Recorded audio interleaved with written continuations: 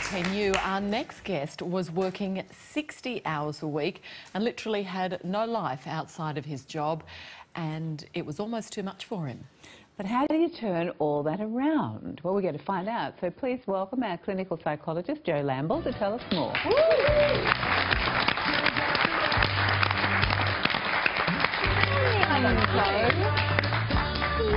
Working too hard, it's something that for a lot of people they grapple with, don't they? Yes, and surprisingly, sometimes it takes a major crisis for you to make the decisions to turn things around. This was quite extreme, wasn't it? This almost killed him. Yeah, that's right, and that's right. We're going to hear this major health crisis that made him make some new decisions. Well, our guest, Anfernee, will be with us in a moment, but here's some of his story.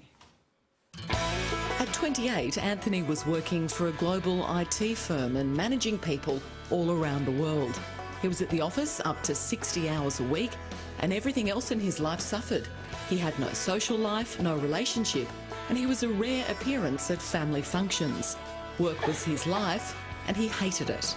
I was making money from the job, but I didn't get to travel or anything like that, so it was just a really miserable. I felt like a slave. Like I felt like I couldn't do anything that was fun. You know, I didn't spend time with my family, and it was just a really terrible time for me. Every day was a struggle for Anfernee, and he continually questioned if this was it. I just felt like I was stuck. A real sense of, you know, there's got to be more to life than coming to work every day, just dreading to get out of bed even to go to work. Like I hated the traffic, I hated being there. The list of personal casualties was growing, and in a dangerous turn of events, his health was the next thing to crumble. One day I came to work and I was sitting on a computer, as I normally would be. I had noticed that, first of all, my vision started blurring up, and I started to see like 3 different things going on at the same time, and then my head was like throbbing. I felt as if someone was beating me on the head with a baseball bat, and I didn't know what it was. I never felt anything like that before. It was discovered that Anfernee had a growth on his brain caused by a bacterial infection, and it was serious enough for the doctors to fast-track his surgery, but the risks were high. I could lose my vision, I could basically go blind, or I could lose half of my mobility, and I just felt like everything was crumbling around me at that point of my life. So it was really a bit of frustration. I was also just worried. I think I felt like I started to question why me? By 30, I wanted to have the family, the kids and all this stuff, and none of that was happening. And the disease just compounded that feeling and made me feel even worse. A lot of confusion, a lot of fear at that time. And Anfernee joins us now. Anfernee, thanks so much for coming along to Studio 10U. And I tell you what, your story would be a wake-up call for a lot of people. I hope so. What were the personal costs when you're at 28 working so hard? Basically, working so hard, I had no relationship for about 4 years. I had money in the bank, but I couldn't take holidays. I couldn't, because I was pretty much chained to the job, right? So if they needed me, I would jump. Like, that's kind of the situation I was in. Was that their requirement, or was that a requirement you put on yourself? A bit of both. A bit of both, because I think we're at a point where we're kind of taking on the American way of doing business, where it's kind of like you get paid for 40 hours a week, and then anything above that, there's no overtime, but you're still required to do the work because there's endless work, right? Yeah. So did you feel trapped? Did you feel like you were powerless to get out of that? Absolutely. I dreaded waking up in the mornings. That's how bad it was. Like, for me, I didn't want to go to work. I didn't want to get on the M5 and drive my car. It was just terrible, yeah. And if this hadn't happened to you, do you think you'd still be at that desk? I think I'd probably be in a morgue somewhere, to be honest. Like, yeah, it was just so much stress, and it's not a way to live your life. What about your friends and your family? Were they saying to you, slow down, Anfernee? Well, the thing is, okay, for me, coming from an Asian background, it's actually expected also culturally. Yeah, that's what I was wondering about. Yeah. Yeah. So your parents just thought it was normal. You should be working this hard. Yeah, for them it's like I've hit success. For me, you know, I was a manager of you know, various teams across the globe. I was doing well financially. You know, I had a property investment. All these things were happening. On the outside, it looked great.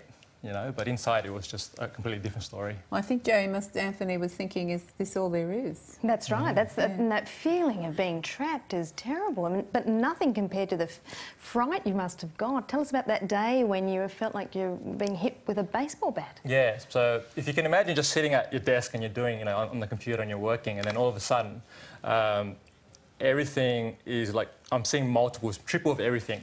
And then my head is feeling like I've never had a migraine before in my life. So I just felt like someone was just smashing me with like a hammer over the top of the head. And, you know, that was going on for about 5 minutes before I was in complete shock. I didn't know what was going on. And I said to my colleague, like, what does a migraine feel like? Right? And she said, look, if that's what you're feeling right now, go see a doctor. And so I left work that day and I went to see the doctor, and then the whole experience happened. And Anfernee, after the break, we will hear how you did manage to turn your life around. Stay with us here on Studio 10U. We will be right back.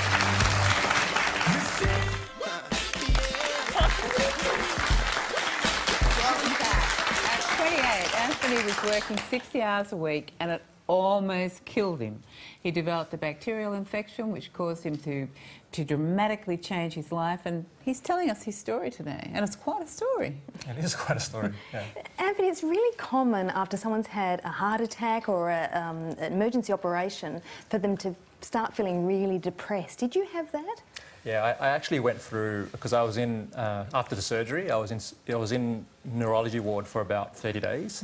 So confined to a bed, I was tied to a drip, so I couldn't go for a walk, I couldn't get, you know, vitamin D or anything like this. And I didn't know at the time, because when you're in it, you don't think, oh, I'm in depression, right? But it wasn't until just recently, looking back at it, and I realised how much of a negative space I was in my mind and in my body. And everyone that came to see me, I was telling them this really sad tale about how my life sucked, and, you know, I wish that, you know, it was very much different. But you're a very driven man, and it's in you, it's in your culture, it's the way you've been brought up. So when you had these really dark days, I mean, how did you feel in yourself? To be honest, I felt really lost, Ida. Like, I felt, you know, this big question of why was going on for me. You know, why me? Why now? You know, I've done everything I should have done. I followed the rules, you know, and look at where it's gotten me. And what am I supposed to learn from this? Because I can either give up now. As you say, I am driven, and, you know, and it was very tough for me. Like, it's almost like a challenging my masculinity. It's like, you know, you're a fighter, you're strong, you should be able to handle this stuff. And it really made me question, you know, my own self-worth. And was there any shame in the family? As you said, your family were thinking, wow, you're so successful, and now you're in a hospital bed. Could they see that, wow, it was good that you had stopped? I think at some level there was, but on the other side of that, it's also still, that's all they know culturally, that's all they understand. Like, you work hard, and it's a beautiful trait, and it's, you know, something to teach our kids. But at the same time, what's the price, what's the cost of trying to be that, you know, to aspire to that greatness? Just very briefly, what do you do now? So right now, I actually run my own consulting business, and I help people find who are like me, who are stuck in their careers or don't know what they want to do, but they have some kind of creative outlet, or maybe they like to paint or draw or dance, and they're trying to work out, how do I do more of that? How do I create a business and make money from doing what I love? So I help people do that now. And how do you feel now doing that? I wake up so grateful every day, and I'm smiling, and I love life, and, you know, I'm taking tango classes right now. Yeah. Wonderful! Yeah, Wow. and I bring that into when I work with my clients, because it's all about, you know, I'm living that life, and I want people to see that it is possible. Oh, that's fantastic. Thank you for sharing that with us today, Anfernee. We really appreciate it. I'm Joe Lamble, as always. Thank you. I'm glad you're still with us, Joe. Look, Anfernee's problems must be quite common. I'm sure that struck a chord, that obsession with work. Yeah, and I think what we need to really take Anfernee's message and teach our kids to find out what they're passionate about, rather than just saying you've got to work hard and you've got to get into the course that mark correlates with, and just keep going down that pathway, because then, you know, you can get to a point like Anfernee did and think, wow, what have I got? And he got to such a low point after such dizzying heights. It's a really and of course, at this message. show, we work 60 hours as well, and that's in a row. You do, Joe.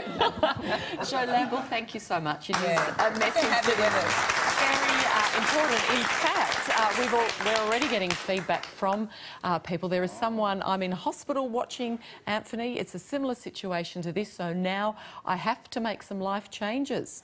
Thanks for sharing, and that comes from Dan.